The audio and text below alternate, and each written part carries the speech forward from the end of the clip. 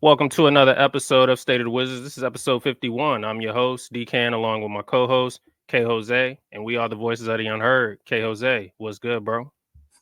Everything is good, my dude, man. You got to drop these pounds off in that Thanksgiving. How was your Thanksgiving, bro? Well, it was great, man. I got to do the same, to be honest with you. Yeah, I noticed your face getting a little fat. Hey, go ahead, man. Go ahead. See, that's crazy. That's crazy. You That makes violated both of already. that makes the both of us. Yeah, I got to get on the treadmill, bro. I ain't gonna lie to you. Yeah, But you need it's good though, because I mean, this year I haven't picked up as much weight as I did last year. So I always do this around this time. New Year come, I go on this little crazy fast and I start losing weight. At least I can still drop the weight. You know what I'm saying? yeah, absolutely. So tonight, KOZ, we're gonna discuss the frustration with the fan base in the current 14 game losing streak the Wizards are on right now. Valid or not valid? Did you learn some things in that Bucks loss? And let's preview the Cavs game Tuesday night.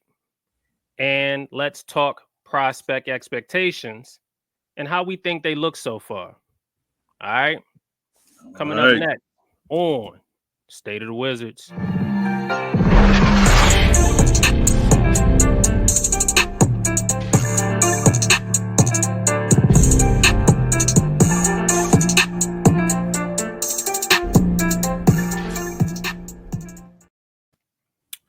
All right, before we get started, if this is your first time tuning into the channel, thank you. Please be sure to like, share, and subscribe. We have exciting news. Our State of the Wizards store has officially reopened with brand new State of the Wizards hats, shirts, and more.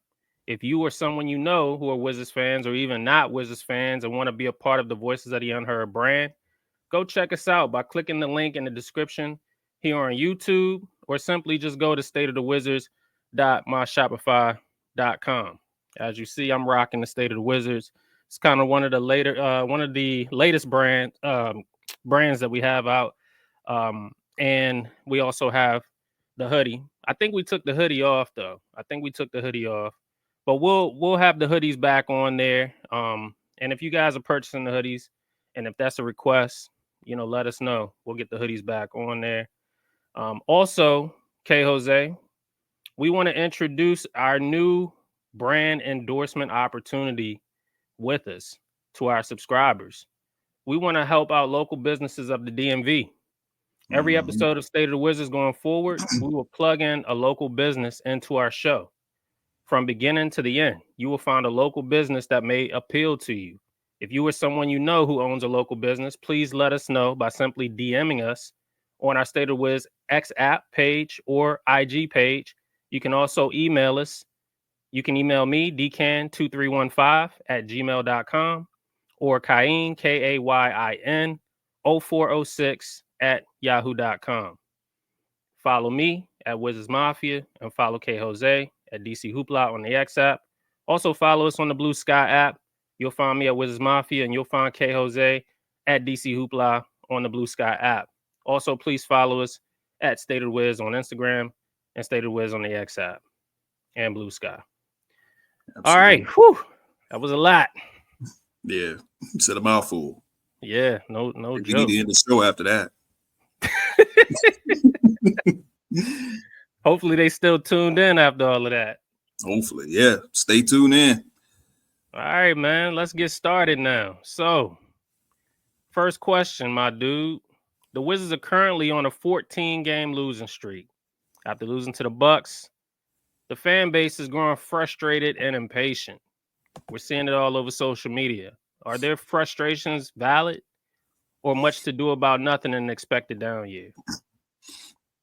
For me, I will sit there and say it's not. It's part of the rebuild. We know we're going to be bad. We have protections on those picks. It behooves us to make sure that we lock a top 5 pick. This is a deep draft, an exciting draft that's coming up. So we got to get our franchise player. That's just me. When it pertains to the fans, I get it. Some fans don't like to see losing. We want to see competitive basketball. I will have to say last night's game was competitive. So the losing streak for the fans who are upset, I get it. Mm-hmm. However, we're in a rebuild. It's not going to be pretty. We have to tear this thing down to the studs. So just buckle up. It's going to be a pretty bumpy ride. I think I said in one of our previous episodes, maybe we should stop trying to put a timetable on how long the rebuild is going to last and let these guys cook. As you would always say, Dcan, there's a method to Will Dawkins' madness. Absolutely, man. Couldn't agree more with you there. I think that the Wizards fan base has to relax. I get it. We've gone through some very, very mediocre times, and those were trying times too. That's partially why we started the State of Wizards podcast, right? Because we felt like middling was some trying times. We were so tired and frustrated that we felt like we had to say something to the fan base, to the organization if they were listening. And look, we get how you guys feel.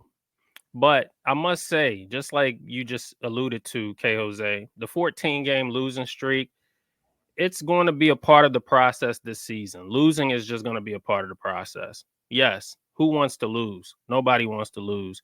But I must say, though, that when you look at the history of this team, we haven't won a championship since 1978. Exactly. Losing, then that. There's no win for the organization if you haven't won a championship. I don't care. You can date us back to Chris Webber, Juwan Howard years. Yes, they were exciting, but we still lost. We lost to Michael Jordan and Chicago Bulls in the first round. All right. Gilbert Arenas years. Though they were exciting, but we still lost. You understand what I'm saying? We got past the Bulls that one year, and what was it, 04, I think it was? Years 05. 05. Anyway, it was exciting. It was exciting. We made it, but guess what? We lost. And followed that was the string of LeBron James playoff matchups that we lost in the first round to him. And we couldn't get past him. And that was frustration. And then you bring on the John Wall years. Do I need to go into the John Wall years? I think everybody knows this was just 14 short years ago. It's actually pretty long. It's been 14 years. But 14 short years ago, we drafted our franchise player. We attempted to rebuild around our franchise player in John Wall at least I counted 3 separate times, right? Right. You had the young JaVale McGee, Nick Young years. That didn't work out. Then the Marcin Gortat, Nene, Martell Webster years. That didn't work out. You add Paul Pierce, Bradley Beal steps up. That didn't work out. And then, the Bradley Beal experiment. That didn't work out. So I say all that to say all of those years were frustration. Absolutely. All of those years were equally as frustrating as what we're going through right now. So I wouldn't even paint what we're going through right now as bad as those, because those were years that we had expectations. Would you agree? Yeah, it is. I think with the Beal and Wall era, it could have been so great if we just had drafted properly. But when you think about the Beal years, man, it was super frustrating to watch that, man. I got so tired of us just settling for the play-in. And I'm like, when are we going to actually try to play competitive basketball? So the losing is bad, yes. But again, there is a method to the madness. And for the rebuild, we just need to brace ourselves, man. Trust the process. Isn't that what Philadelphia said during their rebuild? Trust the process. Well, they don't really like that phrase anymore because their process is pretty much almost out the door. Like Embiid just looks like a soft piece of shit right now. I'm not. But they trusted it, but they ended up getting the number 1 pick to get Embiid. They ended up getting a number 1 pick to get Ben Simmons. We know how that went. They ended up getting a number 1 pick to get Markelle Fultz. We know how that went. But the fact of the matter is they were relevant during that time period. No, I mean you're right. We've been relevant, and even when we were relevant, you have some fans that would kind of even downplay when we were relevant and say, well, it wasn't that great. So when we talk about that 2016, 2017 season, how many times have you been told, well, we just only won 49 games? You trying to make a big deal about us winning 49 games. Well, that's actually a big deal when you think about the last time the team won 50 games. Exactly. Some of you guys weren't even born when they won 50 games. Correct. So the point is that we want to build this team from the ground up. That old saying, Rome wasn't built overnight. It's the same thing with this team. I've seen some bad basketball from the Washington Bullets / Wizards. I'm thinking of I'm looking at this record from the 1988-1989 season. I think it's 1989-1990 season. Bro, I mean, come on, man. That team was horrible. So at least with this team being bad now, there are some pieces that we can look forward to. Imagine when we used to be bad and we had guys like Kenny Skywalker. He was Kenny Floorwalker because he wasn't Skywalker when we got him. So we had Kenny Floorwalker. We had Kevin Duckworth. May he rest in peace. We had guys like Bob McCann, Don McClain. I remember them years. Don McClain. Albert Chaney, Doug Overton. We telling our age, but damn if I don't remember them years. Scott Skiles. Tom Gugliotta was our best player. Purvis Ellison at one time was our best player, and he was injured majority of the time. Sheesh. John Hot Plate Williams. I'm telling my age. John Hot Plate Williams. Liddell Eccles, who just recently had a birthday. My point is we've had some bad players on our team, and we've seen some terrible basketball. Terrible. So we do have talent. But let's call it what it is, man. We know the reason why this team is losing. So why get frustrated? Just let Will Dawkins do his job. There's a method to his madness. Let's talk about real quick, Kjose, just where the team sits in their ranks, in this 14-game losing streak. So right now we're dead last in points. We only average 108 points as a team. Right. We're dead last. Well, we're not dead last, but we're 29th in the league in opponent scoring. We're giving up 123 points as a team right now. These are record numbers. I mean, these numbers are, I think I don't know the last time we were last in scoring and last in defending the other team from scoring. Like we're getting outscored by more than 15 points a game. So the net on that minus 15 is crazy because it's like we're bad. You know what I'm saying? Like we're not just bad, but we are horrible. We're horrible. We're 29th in rebounding. Correct. So when you just look at all of the numbers, it is true. We are just extremely bad, like across the board. A lot of people want to point the finger to Keith. Who or what would you primarily point the finger to for why we're this bad? Need some time? There's a lot of people I can point the finger to.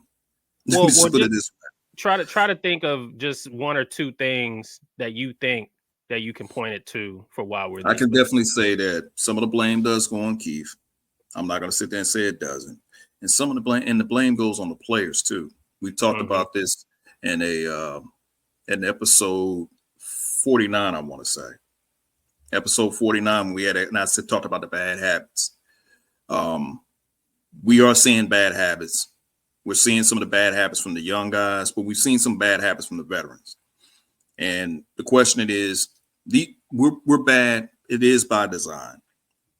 But you do want to see a little bit of professionalism. I can say this, and I know this is unpopular, but the team does play. They lose competitively when there is one particular player that's not in the lineup. We got to call it how it is. I've been trying to look at the stats. Somebody posted up a stat on Twitter of what our team looks like with that guy and without that guy. Either way, you're going to lose, but you lose more competitive when he's not on the floor. We have to actually be honest about that.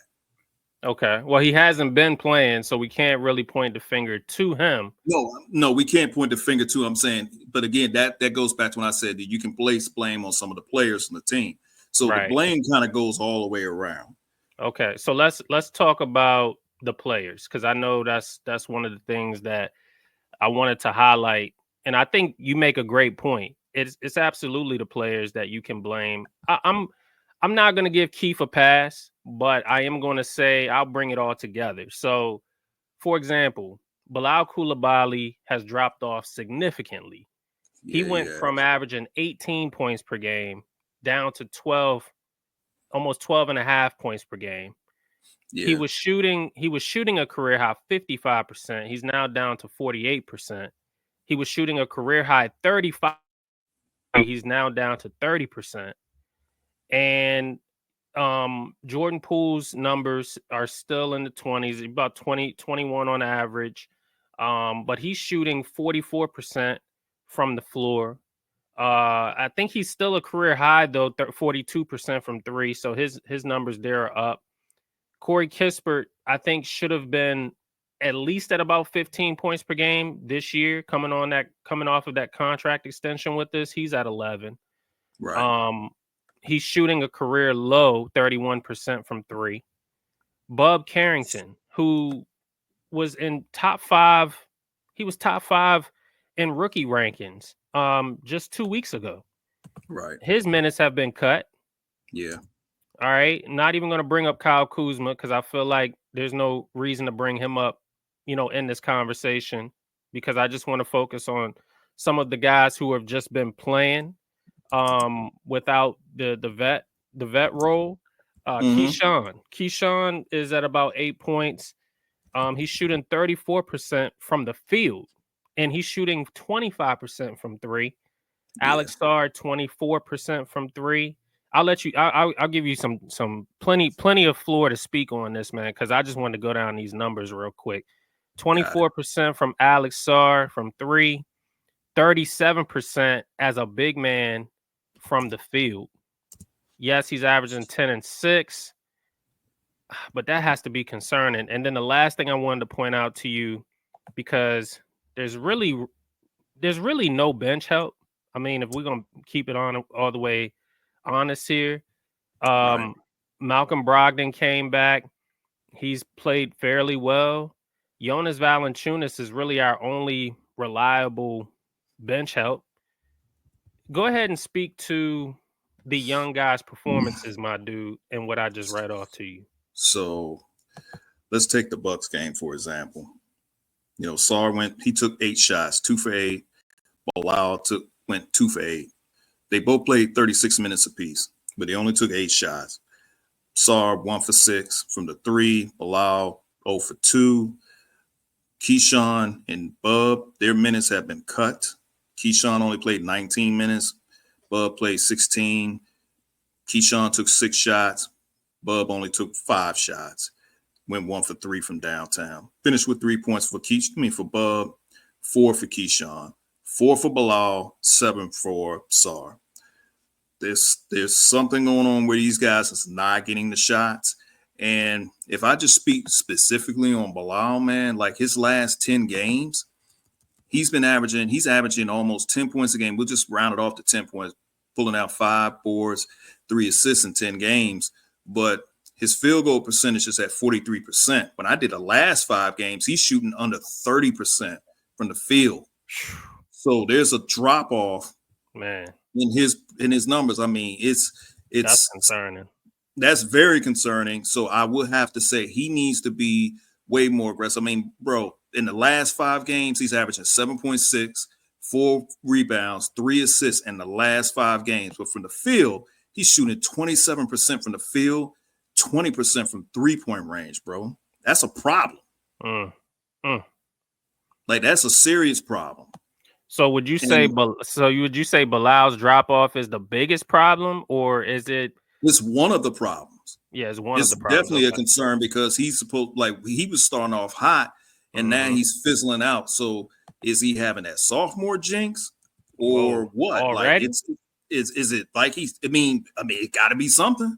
Because even when you talk about Keyshawn, he's averaged in the last 5 games, he's averaging 6.2 points, 3.6 boards, but from the field, his field goal percentage he's at 31% from the field and 19% from three. Yeah. These the last 5 games. Yeah, That's a concern. It is concerning because concerning. The plan was for these young guys to develop and for them to grow. And we were giving Keith props, but I'm like, okay, Keith, your job is to develop these young guys, build these kids confident. When they're shooting bad like that, it makes me wonder, what is their confidence level? Who's there to cheer these guys up? Who's there to coach these guys up? Because again, to stick with the Bucks, if I'm looking at what Malcolm Brogdon did yesterday, 10 for 15 for 29, Poole 10 for 23 for 31 points, Kispert 7 for 12 for 16 points. But you didn't really get any production from Bagley. You didn't really get any production with Bagley on the play 4 minutes, but you didn't get anything from Keyshawn George, Carlton, Carrington, or Bub Carrington, Bilal, Alexander Sarr. These are your future guys, your future core guys. They need to eat as well. So it's concerning to me. Very concerning. I'm gonna keep it just straight 100 with you. The young guys need to wake the fuck up. That's what they need to do. They need to wake up. I don't know if they realize that somebody on that team, I don't care who it is, I don't care which young guy it is, somebody on that team needs to put their foot down and say enough's enough. Yeah. Okay, we're expected to be bad, but we need somebody, because here, I'll give you an example. Were we not bad John Wall's first year? Yes. Were we not bad John Wall's second year? Yes. Okay. His first 2 years, John Wall spoke on the frustrations of losing. Yes, he did. He also spoke on being a better what? A better leader. Exactly. So part of that point that I'm going to get to is I'm looking at Bilal, I'm looking at Sarr, I'm looking at Keyshawn, and I'm looking at Bub, and I'm asking myself, who's going to be my leader? Who is going to be my future young leader on this team? Because I tell you right now, even if we draft Ace Bailey, or if we draft Cooper Flagg, or if we draft Dylan Harper, I don't care who we draft. That guy is not going to be the leader tomorrow. He's going to look to these guys for that leadership as well. So when you say there's not going to be anyone leading them, no, you're right. But this is part of the process too, because number one, Kuzma might not be here next month or in January, February. Brogdon may not be here. Valanciunas may not be here. So these guys are going to have to take an attitude where they're going to have to learn how to look. I get it. You may be out there feeling like you're on a boat floating by yourself, but now is the time to grow into your big boy draws. You know what I'm saying? Like this is where boys become men. And for me, the most disappointing, and I wanted you to say it, but the most disappointing for me is definitely Bilal Coulibaly, because how many episodes ago were we just talking about his jump? Yeah. Now we can't even say that no more. No. Because just in 2.5 weeks from that point, he's already regressed. And I'm not really understanding why that happened, just because. And sure, we can blame Kuz, we can blame whoever, we can blame Keith, whoever. My whole point to this is you should not be leaving that Bucks game with 4 points, 2 rebounds, and only 4 assists on only 2 of 8 shooting, 0 for 2 from 3 in 35 minutes. That's unacceptable, man. Yeah. I'm sorry. I got to be the one who says it. I'm sorry that I got to be the one who says it. But John Wall would never. You understand what I'm saying? The first 2 years, when we had a losing season under John Wall, let me repeat, 4, 2, 4, 2 of 8, 0 for 2 from 3 on 35 minutes shooting. The first 2 years, John Wall, he would never, my dude. No, he wouldn't. And just to piggyback, so the 2011-2012 season, which was Wall's second year, it's not even necessary to talk about the first year because that was a condensed season, by the way. But his first year in Washington, his first full year in Washington, we finished 14th in the Eastern Conference. Of course, we were dead last in our division, but we finished out 20-46 that season. Now, that team, when I'm looking at the roster, it wasn't a good roster, but I would probably have to say that roster will probably mop the floor with this current roster. And the reason being, because at that time, in the middle of the season, we traded for Nene. We had Rashard Lewis on the team at that time. I think he might have got traded during that season. I was kind of surprised he's still here, but no, he was still here because that's when we made the Gilbert trade. We still had, I think JaVale McGee was only there for like half of the season.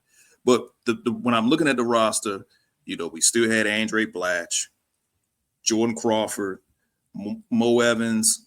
It was a much more better team, even though we still lost 46 games that year. But the way we're trending with this particular roster, we may repeat 15 wins if we even can make it to 10. Because I'm looking at the next few games, my brother. I can't tell you when we're going to win another damn game. But just to go back to what you're saying with Bilal, he has to pick it up. So let me ask you this. What do you say to a person that say, well, this is the reason why I'm not sold on Bilal because he just don't have it. I don't see him having that dog in him. Because you got some people that say that. Yeah. I can't defend him when it gets to that point. Well, but what do you say to somebody that say he just don't have that dog in him? No, they're onto something. I'm not sitting here saying that he does have the dog in him. I'm saying that he has the capability of having the dog in him, just like Sar has that capability, just like Bub has the capability. Look, we've all been on record saying that these guys have the dog in them. All right, we're not shying away from that take because we believe that that's who these players are. The question is, do these players believe that they have the dog in them? All right, we see it. I see how Bilal attacks the basket. You mean to tell me Bilal can't attack the basket like a dog? That's what I mean when I say he plays like a dog. Bub, I see the same thing, and I see how he's able to, get everybody else involved. And I see at the tempo and the pace that he plays, dog. Sar, yes, he's what did B Scott say on our episode? He got that little chihuahua bark in him, but that he has the ability. Yeah, he does. He has that little chihuahua attitude on the court, but that when he puts up a double-double, that's the ability of having a dog in him. Right? No chihuahua is going to put up a double-double. So my thing is we're talking in that light. We're not talking like these guys, are just complete 100% dogs. No, we're saying they have the dog in them because we've seen it. So my thing is for anybody who questions that, my thing is that they've already have proven to them that they have the dog in them. The question is, can they do it over the course of an 82 game season, number one? And then the other question is, do they believe that they have the dog in them? Because look, me and you, we can say what we see all day long, but if they don't believe it and if they don't do it, if they don't display that on the court, then you and I just have to sit back and shut our mouths because what we expect them to do, right or wrong. True. But this kind of reminds me of that it was a 24-25 season. No, 2014-2015 season. That was the season we had Paul Pierce. And it made me think of what he said to Bill, Wall, and Otto. Like, these guys, I had to ask them, do they want to be great? So I think what this team is currently lacking, and I think we spoke about this before, if you're going to have vets on the team, which I don't mind, that's cool. But you're going to need that one vet that's going to challenge these young guys to say, do you want to be great? Because I know that Keyshawn has some dog in him. I know that Bub has some dog. They both was barking at Draymond Green. I just think that it may be a little bit inconsistent, and they need somebody to be on their ass and like do that again the next game. Keep that same energy. And that's really what it is. We want these guys, when you display that dog, keep that same energy. Don't turn that shit off. Exactly. Keep it going. Keep barking. Keep barking. Keep on. Keep on. Now, with Alexander Sarr, he's a Chihuahua. We just going to have to deal with that. But maybe he might need somebody to say, hey, look, man, you 7'1". Okay? When you get that ball, you stuff it with authority. You don't lay this shit in. You know, stop mistiming your jumps. Stop shying away from contact. Like, make your presence felt. And I think a lot of that is going to, and this is where coaching does come into play, because you're going to need a coach that's going to have that same mentality. Like, look, when you out there, you go out there and you compete, you get up and you compete. You be tough, you fight, whatever. That's what we need. No, you're right. You're spot on with that shit, man. I ain't gonna lie to you. You spot on, because I think we're not as hard on Keith as we were on Wes. Right. Because I think Wes could have did this shit. I'm not gonna lie. I really do. I think Wes could have lost and been this bad as a coach. No doubt about it. He could have done the same exact thing Keith's doing. There's nothing that Keith's doing right now that stands out to me that says he's doing something completely different than what Wes was doing. Right. But what I can say, and on top of this, because I think this also has to be included, I've seen the argument too, where people are saying, well, how come all of a sudden nobody's saying anything about Keith keeping that same energy about Keith that they had about Wes? Like, this is bad coaching. Bad coaching is bad coaching. You need to call that out too. No, we give credit where it's due. So when we were 2-2, we shouted Keith out for giving the young guys the minutes.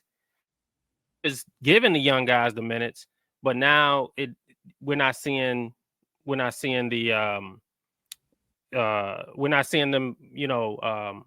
perform on the court. So my thing is has the players already checked out from Brian Keefe and what Brian Keefe expects out of the players?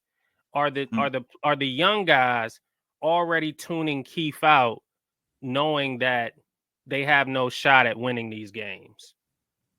That's a fair question. It's, you know what, and to be honest with you, there's a possibility. It's more of, how about it, let's say it this way. The young guys know they're going to be here next season. You just mentioned earlier, there's no guarantee with Poole. There's no guarantee with Bulletproof. There's no guarantee with Malcolm Brogdon. There's no guarantee with Valanciunas.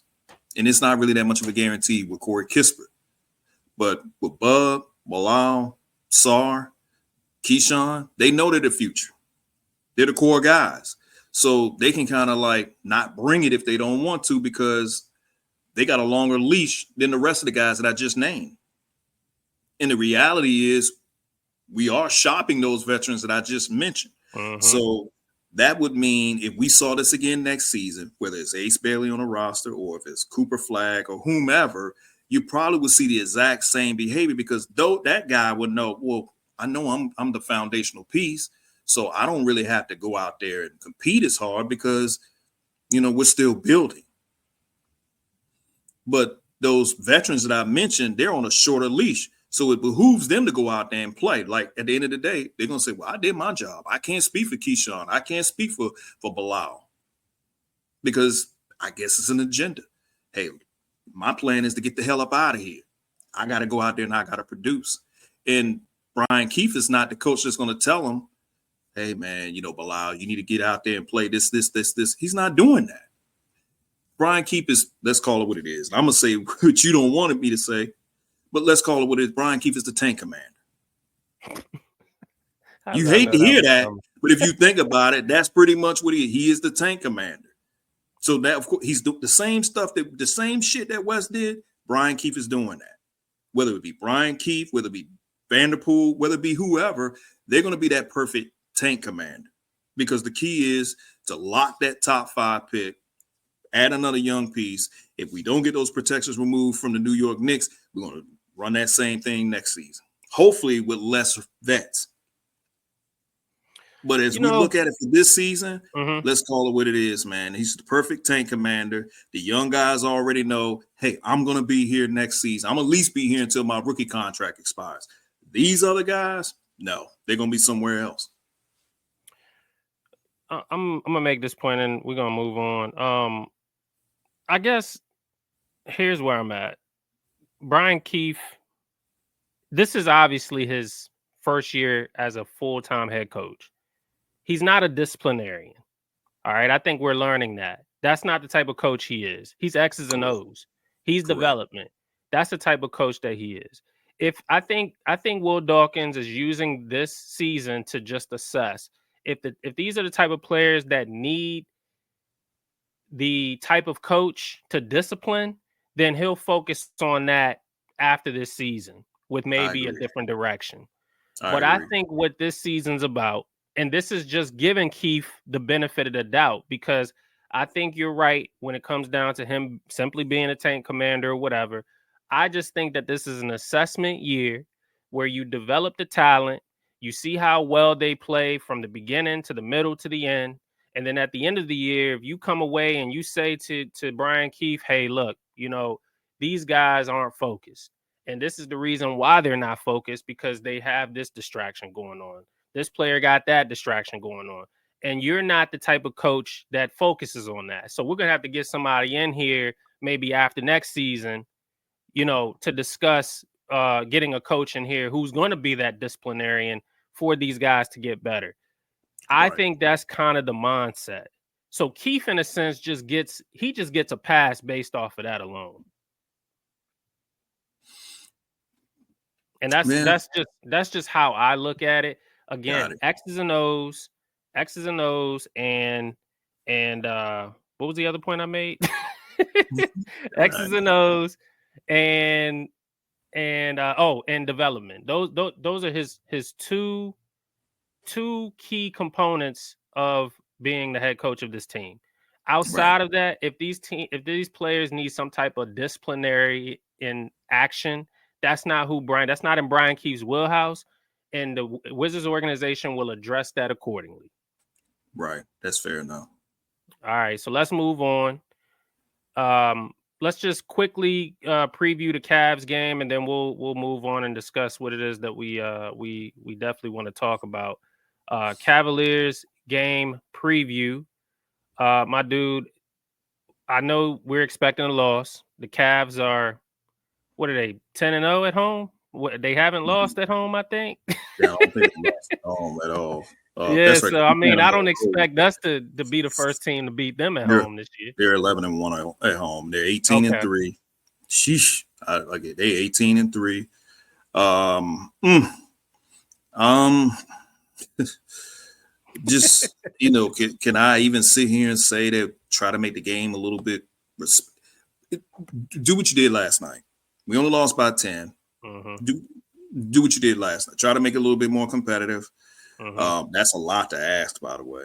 Mm-hmm. Uh, it's a game time decision for Bulletproof. We know Vuke is not going to play, and Sadiq is definitely out. Just try to be competitive. Again, just to kind of go back to what I said, man. What I said with the younger guys, they feel safe because they know that their job is not in jeopardy, at least not for right now. So we may see the exact same thing.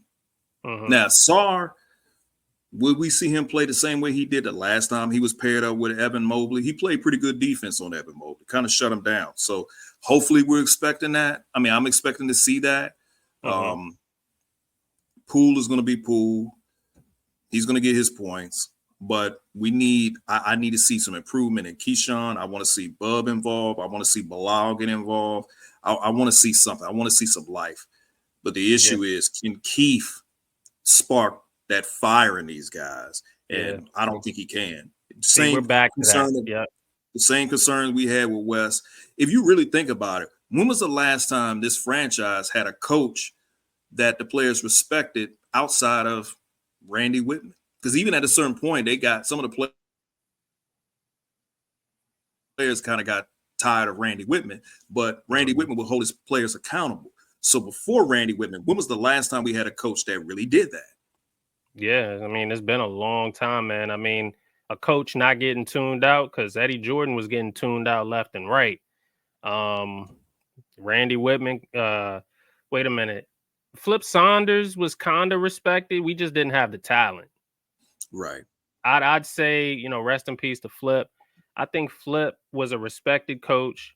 We just didn't have the talent, and we kind of had to let him go just based off that merit alone. Like, there's no reason why you, being the vet coach that you are, should be coaching Nick Young and JaVale McGee. No, you really shouldn't have. And he even admitted that himself.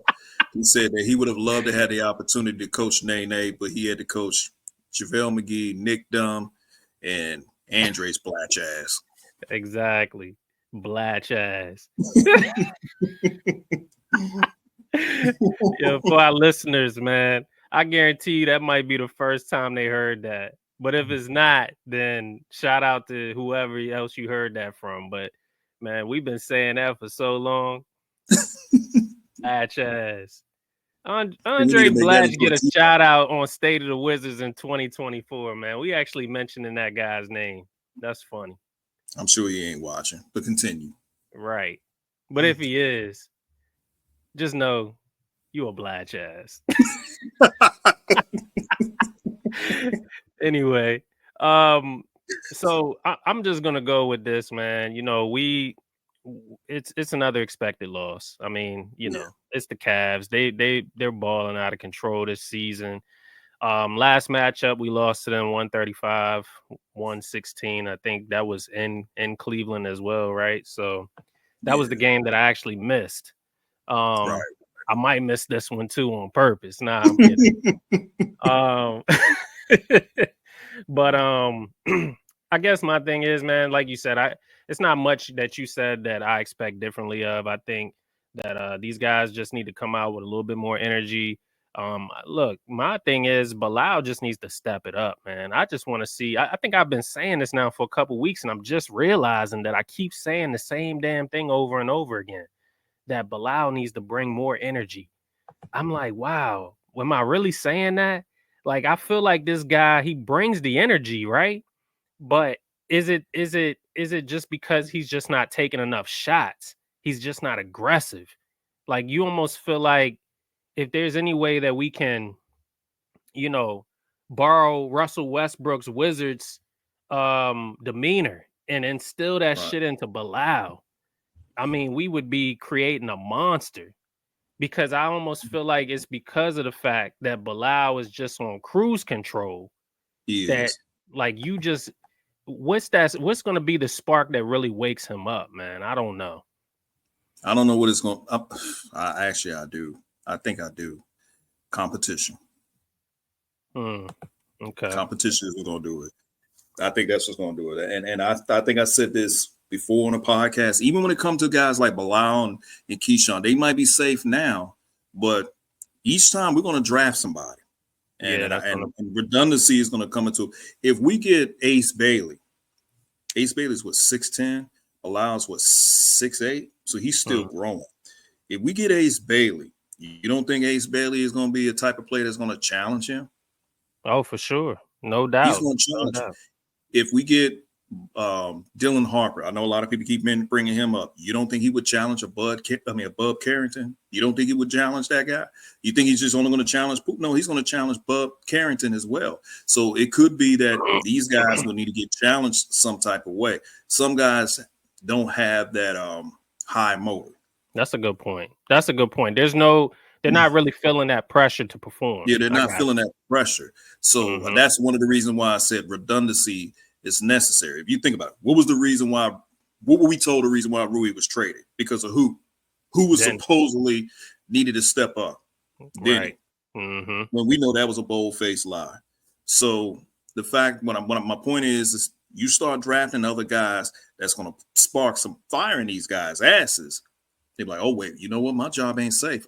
This guy they just drafted, man, I got to bring it.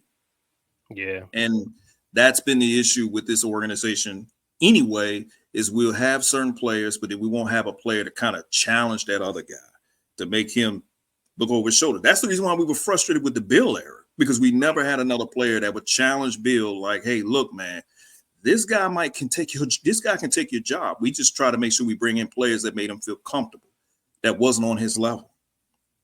Yeah. I'm happy with these young guys. But if they don't have that dog in them, then bring in somebody that does have that dog in them that's going to challenge him and be like, look, man, I'm coming for your spot. If you don't want it, I'm going to take it from you. I agree. All right, let's move on and let's spend the next 10 minutes talking about the prospects. Let's talk about the future prospects. How do you think they look so far? I know Ace Bailey has been, mentioned. Dylan Harper has put up some pretty good games statistically, and Cooper Flagg's also been playing fairly decent. But what you think, my dude? I think the prospects is early. I know that Dylan Harper, people are saying that he's more pro ready. I know there's some people that's kind of saying, hey, the Wizards shouldn't think twice about it. The consensus is still saying Cooper Flagg. But what I am noticing is that Ace Bailey is kind of getting dragged through the mud a little bit. And I'm kind of trying to figure out what's that about. Like, people are really critiquing his game a little bit more than everybody else's. And it gives me this vibe that some people just don't want him. And they don't want a 6'10", 18-year-old forward, 200 pounds soaking wet who can put the ball in the hoop. Seemed like it. I mean, when I'm looking at his highlights, I'm seeing some glimpse of T-Mac. I'm seeing some glimpse of KD. I see the Josh Smith as far as athleticism. I see that. But people's like, well, look at his shots. Look at what he's doing. He's hitting these. He can't get to the basket. He can't get to the rim. We need a player that can get to the rim. That's why I like Dylan Harper. Okay. But Dylan Harper last night, he shot 6 for 20. Like, he took 20 shots. We've seen that before with some of our players on the team. And I get it when people say he's pro ready and that's what they want. But then if you bring him here, then what are you saying to a guy like Bub? Because it's pretty obvious that you're telling Poole, you're out of here. But what do you say to a guy like Bub? What are you telling him? Somebody might say, well, you just said that you need somebody to challenge a guy like Bub. Okay, that's true. But for me, I'm thinking that we need an elite wing. That's what we need. We don't have that. We've never had an elite wing. So when I'm looking at Ace Bailey and I'm looking at all the tools, I'm like, man, this kid can really be great. You just got to coach him up. You just got to have the right person to coach him. I don't have anything with Cooper Flagg. I think we're good either way. But let me say this when it comes to Cooper Flagg, and I'm going to actually say this. The expectations that he has is going to be huge. It's going to be huge. I don't think people understand how huge of expectations he's going to have. He has the least amount of pressure out of all the prospects. No, I'm sorry, incorrect. He has the most pressure out of all the prospects. Dylan Harper don't have to worry about what he has to worry about. Bailey don't have to worry about that. That kid, Demin, don't have to worry about that. Cooper really does have a lot of expectations. So I'm liking what I'm seeing from these prospects, but I just don't like the narratives I'm seeing when it comes down to Ace Bailey to make it seem like, oh, this kid just don't have it. I disagree with that. Well, let me tell you what I'm noticing. More so, and this is just me. I can't speak for everybody else. What I'm noticing is he's just a scorer. He doesn't even average 1 assist a game. I think he averages like 0.7 assist a game. So he doesn't really pass the ball. So a lot of people some of the things that I am seeing that people are talking about is the fact that he's basically he's almost like a one-dimensional type player. So right. If you're gonna be top pick, you need to be more than just a one-dimensional type player. You need to be multifaceted. You need to be two-dimensional. You be a 3-level scorer. You need to be all of that. Two-way potential, all of that. So what goes against Ace Bailey right now, I think in a lot of people's eyes, is the fact that he doesn't really pass the ball. So people are just looking at it like, oh, well, he's just a scorer. Of course, he's going to put up the numbers. If he's 6'10", he should be able to score, blah, blah, blah, blah. So they're not enamored by the fades. They're not enamored by the get in the paint and dunk on people at his height. Mhm. So I've seen some comparisons out there. What was one that I saw was kind of disrespectful? Darius Miles. I saw what was it? Who was another one? I said that earlier to be sarcastic, but yeah. Yeah. There were some players that people compared him to, and they said, Mhm. well, this is not going to translate at the next level because he's not going to be dunking on guys as 6'1", 5'11". Right. And look, I'm not really judging what they're saying, or I'm not using what they're saying to judge Ace Bailey. Let's put it that way. I think Yeah, I get Ace that. Bailey is a phenomenal player. I think what I'm seeing is potential star in the fucking league. That's what I'm seeing. I'm seeing Exactly. that. So I'm not really using what people are saying. But what I am noticing though is when it comes down to Dylan Harper, maybe why some people are already putting Dylan Harper in front of Ace Bailey is because Dylan Harper is kind of doing it inside out. He is multifaceted. He's a guard. He can kind of he can play defense as well. So I think people are looking at that and they're comparing the two and they're like, well, Dylan Harper's the better player on Rutgers. It's not even Ace Bailey. So I think that's the only thing that people are doing when it pertains to Ace Bailey. But let me speak on Igor Demin and Cooper Flagg. So Igor Demin, 6'9", 18 years old, out of BYU. I think this Right. kid plays like Devin Booker. And I Interesting. really I really do love his game. I'm not even gonna lie. When I watched him, I was like, wait a minute. Totally didn't it caught me off guard. I was really surprised. But what I do notice about his game even is here's my thing. He can easily be exploited at the next level as well Right. because he lacks the quickness. He Right. doesn't have the quickness. So what's working in a lot of these young guys' favor is the fact that they're 6'8", 6'9", 6'10". They're tall. Yeah. And that's exactly what you're going to need at the next level to be successful. Right. And my last point is with Cooper Flagg. We only got 3 minutes. Last point with Cooper Flagg. You know, he's to me, I think he's kind of having an underwhelming year. If you ask me so far, I thought he would actually be listed somewhere in the top 5 in field goal percentage. I thought he would kind of be leading the league in scoring, all of that, but he's Right. kind of having like the normal freshman type year to me. So there's Yeah. no eye-popping numbers that are coming out right now for me that even says that Cooper Flagg should be the consensus number one, even though everyone else has him as the consensus number one.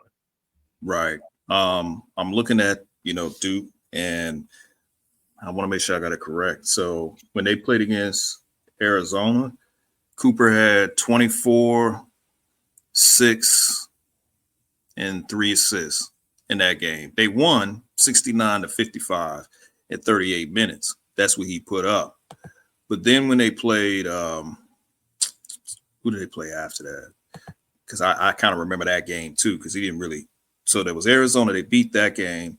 I want to say when they played against Kentucky, because they played Warford after that. But when they played against Kentucky, he had 26 in that game. So the last game that they played, which was a nobody team, by the way, he only had like 9 points. Mm-hmm. It was a Yeah, I mean nobody he's not team. put. Yeah, And he's right currently he's averaging 15.9, almost 16 points a game in his freshman year, 4 but assists, and he's but shooting 44%. look at his free throw and his 3-point percentage. His 3-point percentage is 26%, and Right. his free throw is 70%. He's not even a good free throw shooter. At But do least you know it's but still not coach, early. It's only 7 games, but I mean, I'm just saying this is what I'm noticing. right. But you know why people would still sit there and say, oh, well, you still got to draft him number 1 because they're going off the potential. Okay, that's fair. But why is it that he has potential and Ace Bailey doesn't? Right. That's the issue that I have too. I don't Like, like why does it one player has the potential and the other one doesn't? And that's the kind of what. reality is, Right. it's to me, I've seen the takes, and I'm looking at it like, okay, you guys, some of you guys, you just want him because you just feel that he's the consensus number one. He's been the consensus number one until proven otherwise. But There's what other talent. happens depending on, let me hurry up, make this quick. But what happens if another team gets the number one pick and they don't choose him? Then what?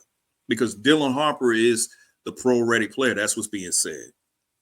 But I also look at it like, hey man, let's get a superstar with potential.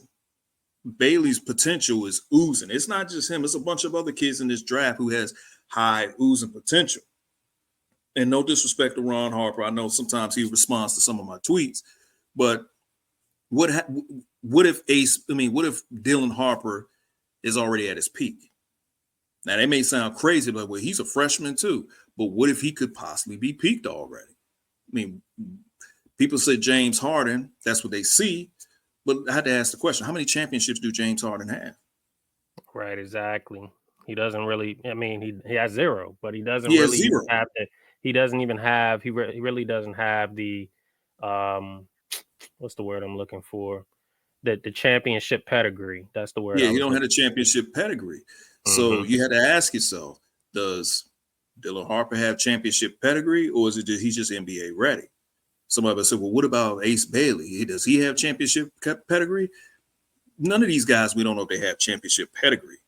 These guys have potential, but just don't make it seem like Ace just reached his plateau and that's it. He ain't going no further. And you say, oh, well, the sky's the limit for Cooper Flagg because he's 17. The sky's the limit for Ace Bailey. He's 18. These are young guys. So, I'm not going to agree with every take that everybody's saying. I'm going to say it again. I said it last episode. If I'm Will Dawkins, we picking number one. You pick Ace Bailey. Sip your favorite drink. Smoke a cigar. Don't think twice. Be happy with it. I'm drinking eggnog. Ain't nothing in it, though. Oh, come on, man. That's underwhelming as hell. Spike that thing up, man. No, the last time I spiked it, you guys was kind of wondering where the hell all this energy was coming from. So I said, I'm gonna be cool today. Well, you was out there calling people bitches and all types of stuff. So I just wanted to make sure you was cool over there. Hey man, I had to call it like it is. All right, man. Well, that wraps up this episode of State of the Wizards. I want to thank Kjose for chopping it up with old me again for this episode. And if this is your first time, once again, please hit that subscribe button and make sure you guys share and like it as well. We're signing off. We'll catch you guys on episode 52. Peace.